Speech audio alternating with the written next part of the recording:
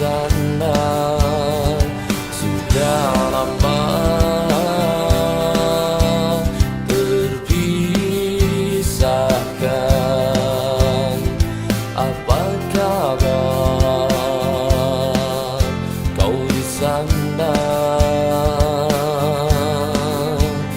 Begitu lama kita tak bersama. Ku rindu kepadamu ibu, keranamu adalah idolaku. Ku tahu kau sedang menunggu kejayaanku yang kau tunggu, kejayaanku. Ku menangis dan